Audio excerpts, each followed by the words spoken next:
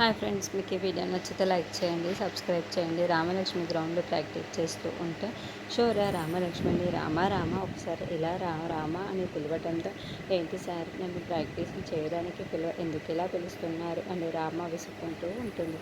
రామ రాత్రిపూట గది ఒక్కరినే పట్టుకుంటుంటే నాకు నిద్ర సరిగ్గా రావటం లేదు రామ, అందుకే నువ్వు రాత్రికి నా గదిలోకి వచ్చేస్తే ఇద్దరం షేర్ చేసుకుందాము రామ, కలిసి పడుకుందాము రామ అని శౌర్య అంటాడు.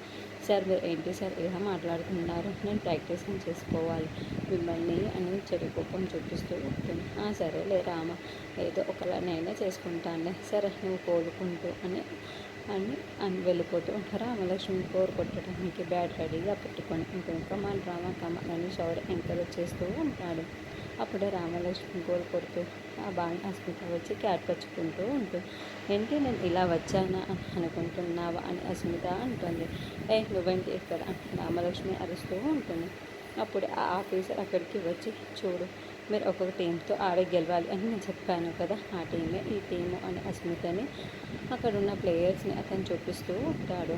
ఏంటి ఇప్పుడు అర్థమైందా, నువ్వు ఆడి గెలవాల్సింది నాతోనే, నా టీంలో ఉన్న ప్లేయర్స్ అందరూ కూడా నేషనల్ ప్లేయర్స్, నువ్వు వాళ్ళని ఏమాత్రం కూడా ఓటించలేవు. ఇప్పుడు నువ్వు ఆడి గెలిస్తే ఈ గ్రౌండ్ మీకు సొంతం అవుతుంది, ప్రాక్టీసింగ్ చేసుకోవడానికి కుదురుతుంది, నన్ను ఓడించి చూద్దాం అని అస్మిత ఛాలెంజ్ చేస్తూ ఉంటుంది. అస్మిత వల్ల నాన్న అస్మితను చూసుకుంటూ చాలా చాలా సంతోషపడుతూ ఉంటాడు.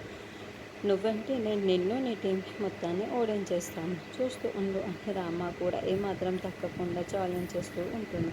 చూసుకుందాం మన ఇద్దరు బ్యాట్లు పట్టుకుంటాం, మరి ఏ విధంగా రామలక్ష్మి గెలుస్తూ